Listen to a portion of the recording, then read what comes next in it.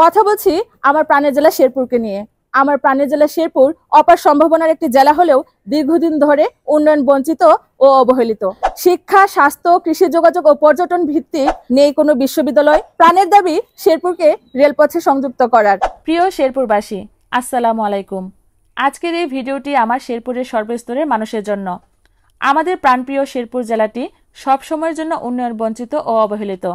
শিক্ষা, স্বাস্থ্য, কৃষি, যোগাযোগ ও পর্যটন বিকাশের ক্ষেত্রে তেমন কোনো কার্যক্রম ব্যবস্থা আজও করা হয়নি। পর্যায়ক্রমে একের পর এক সরকার এসেছে এবং শেরপুরবাসীকে প্রতিশ্রুতি দেওয়া হয়েছে, অথচ কোনোটাই বাস্তবায়ন করা হয়নি।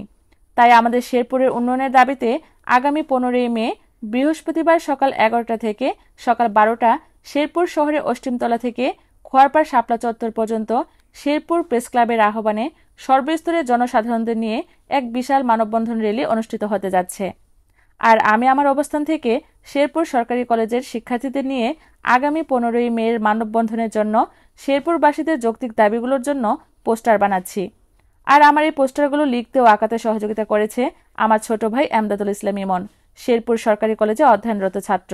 আমার সাথে শেরপুর সরকারি কলেজের আরও অনেক শিক্ষার্থী এগিয়ে এসেছে আমাদের এই কর্মসূচিকে বাস্তবায়ন করতে। পরিশেষে আগামী 15ই মের মানববন্ধনে আমি আছি এবং আমাদের সর্বস্তরের মানুষকে একত্রিত হয়ে মানববন্ধন কর্মসূচিটি সফলায়িত করার অনুরোধ করছি। ইনশাল্লাহ আমাদের আগামী 15ই মে বৃহস্পতিবার এই নাগরিক মানববন্ধনটি সফল হবেই হবে।